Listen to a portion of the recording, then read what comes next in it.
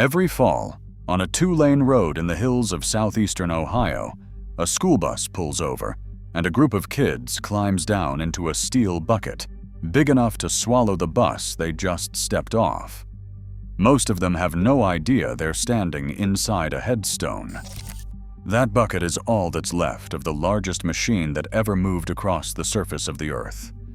Her name was Big Muskie, and she had sisters.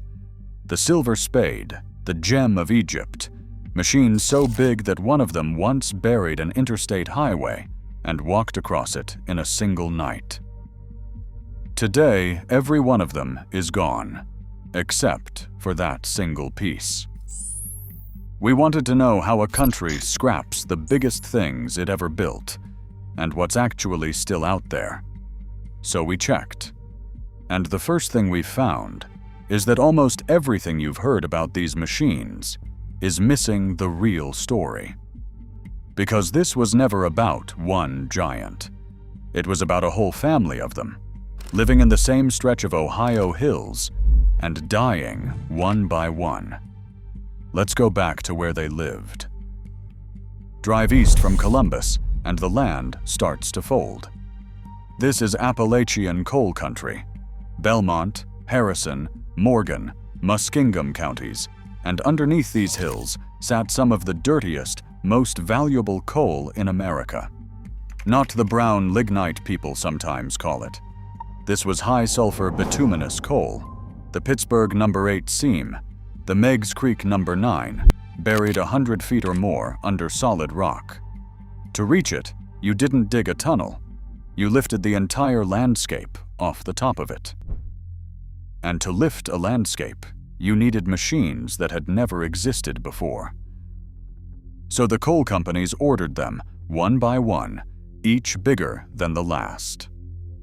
The Tiger came first, back in the 1940s, considered the largest shovel in the world when it was new.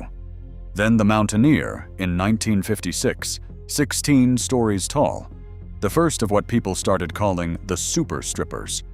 Then 2 twin sisters built by Bucyrus, Erie, the gem of Egypt and the Silver Spade, the only 2 machines of their exact design ever made. And finally, in 1969, the one that dwarfed them all, Big Muskie. To understand how big Big Muskie was, forget the numbers for a second and picture this.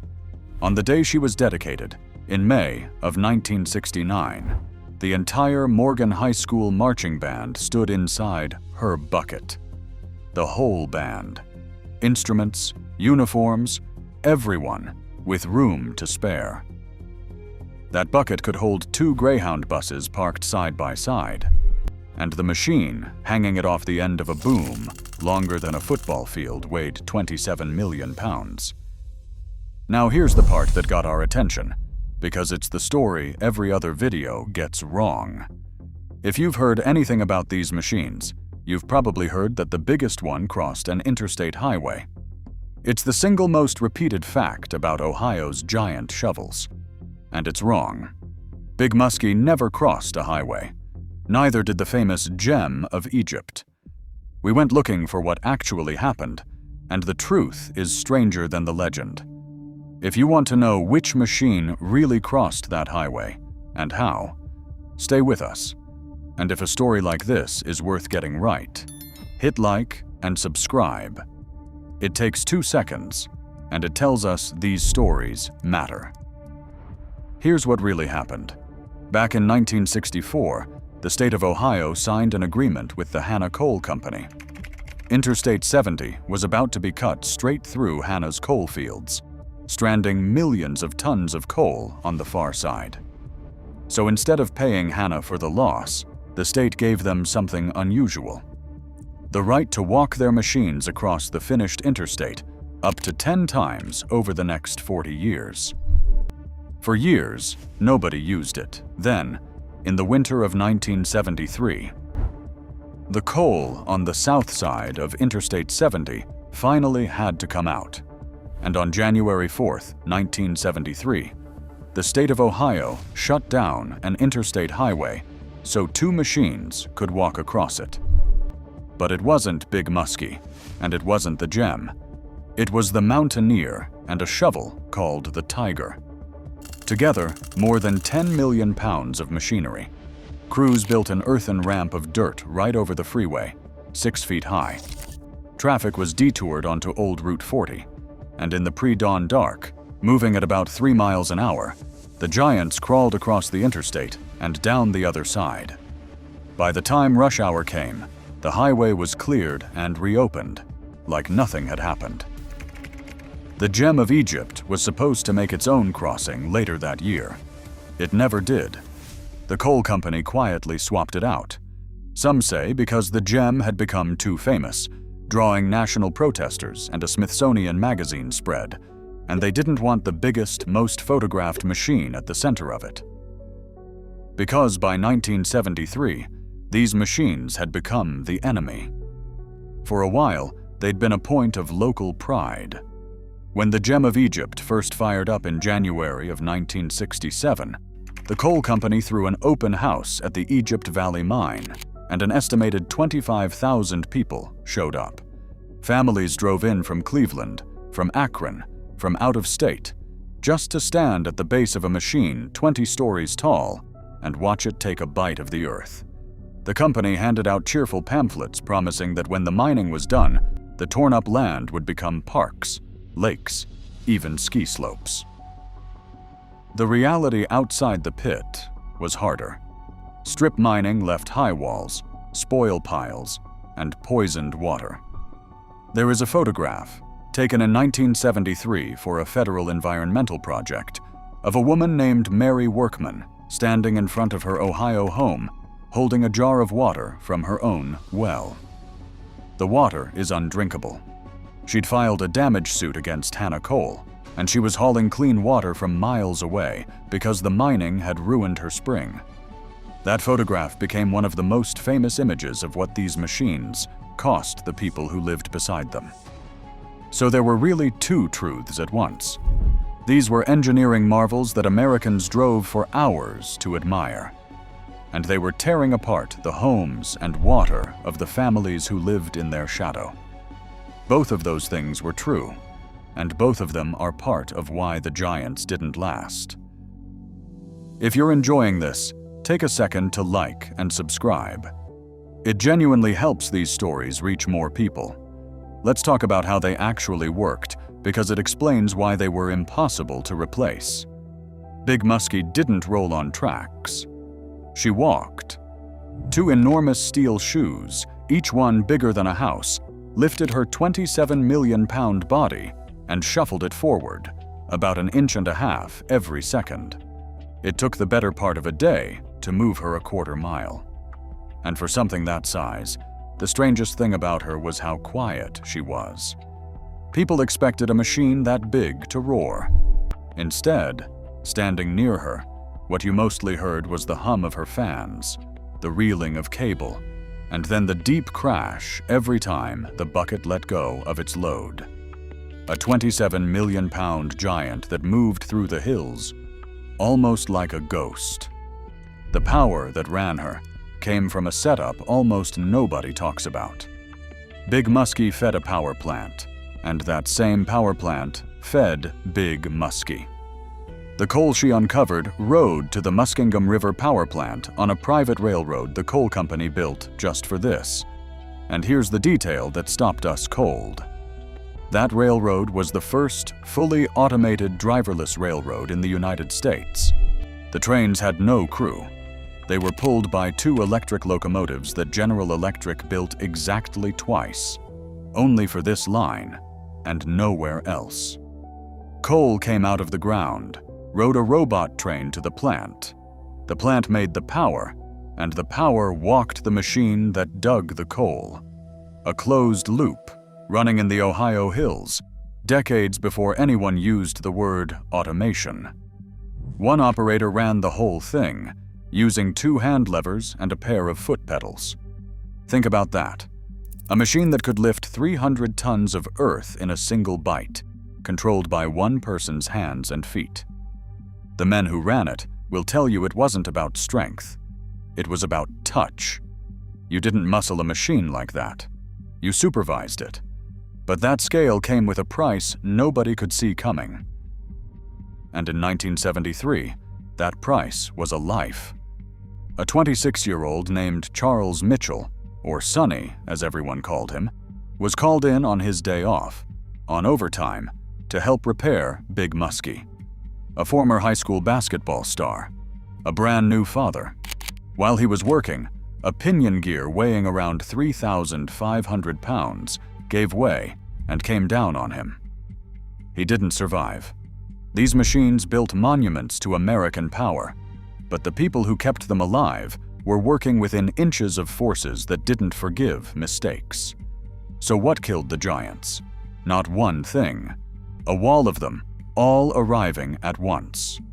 The coal these machines existed to reach was high sulfur, and in 1990, the Clean Air Act amendments passed with overwhelming votes in both houses of Congress and were signed into law, capping the sulfur dioxide that had been falling as acid rain on forests and lakes hundreds of miles downwind.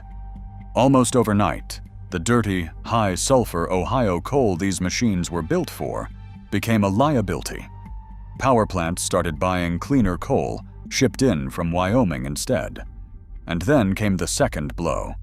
Federal law now required that when a strip mine closed, all the equipment had to be removed so the land could be reclaimed and healed. You couldn't just shut a giant off and leave it standing on the hill. It had to come down.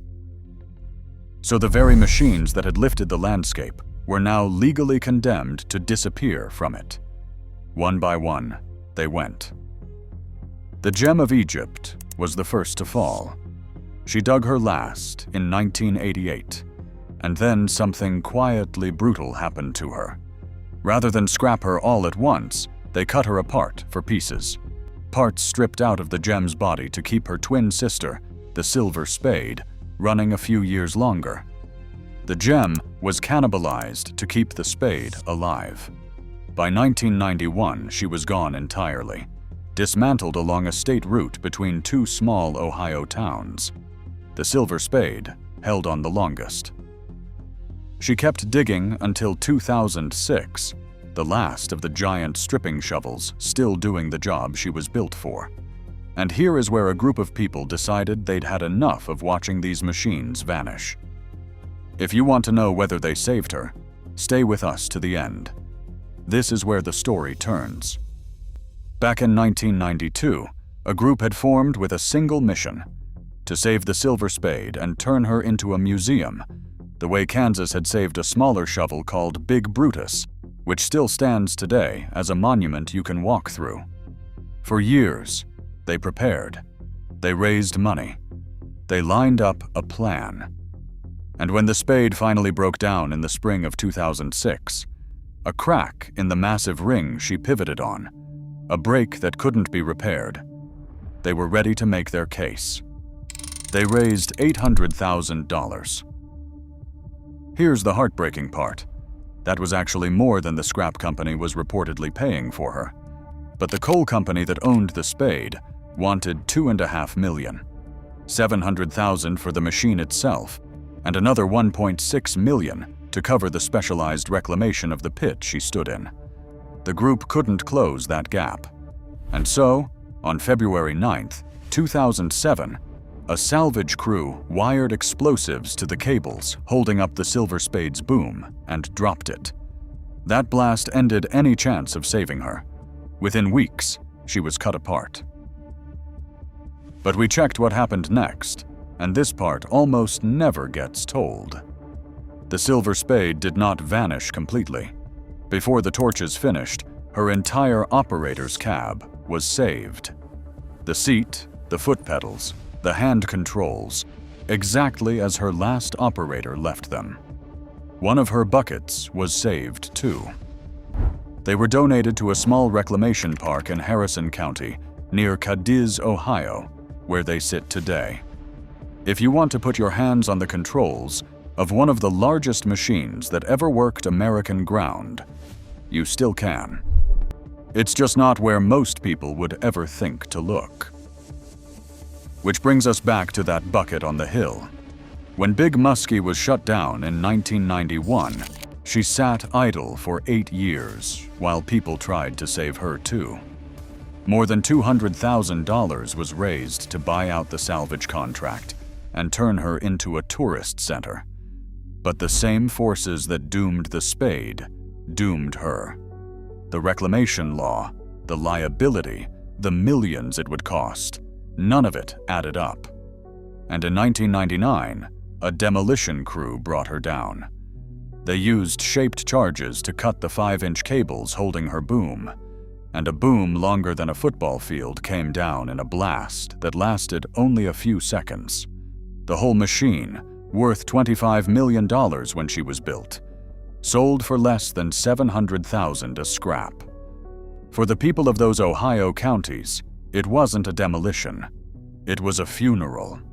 One man who was there watching described his own father, a mechanic who'd given years of his life to that machine, standing in the crowd with a tear in his eye as the boom fell. Others said you could hear the machine cry out as she came apart. And there's a line from someone who watched these giants die that we can't stop thinking about. He looked at what they did to the Silver Spade, cutting her apart in the very pit she'd spent her life digging, and he said 5 words. She dug her own grave. They all did. But the community fought for one last piece. They refused to let Big Muskie disappear without a trace, and they saved her bucket. 240 tons of steel that had bitten into the Ohio earth more than 500,000 times. It took a convoy and a carefully planned route to move it, inching through towns where people still remembered her electric hum. And they set it on a hillside, overlooking the valley she spent 22 years tearing apart, and that has since grown green again. So that's what we found, still standing. Out of an entire family of the largest machines the world had ever built, the Tiger, the Mountaineer, the Gem of Egypt, the Silver Spade, Big Muskie, this is what remains. 1 cab and 1 bucket from the Spade, saved in a field near Cadiz, and 1 bucket from Big Muskie, sitting on a hill, with kids climbing through it every weekend, most of them never knowing what it was. There's one more thing worth sitting with. The largest of these giants, the ones so big we scrapped them because we couldn't figure out what else to do with them, are gone. But out in Wyoming, a machine even bigger in some ways is still running today, still moving earth, because the mine it works never closed. The giants didn't have to die. They died because the ground they were built for ran out, and the world they were built for changed underneath them. The people who built and ran these machines believed they were making something that would outlast them. In a way, standing in that bucket on the hill, they were right, just not the way they imagined.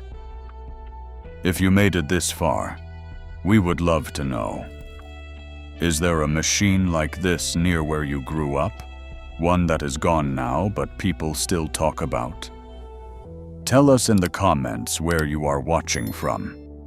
And if you want more stories like this one, the ones that disappear if nobody watches them, subscribe, and we will see you at the next one.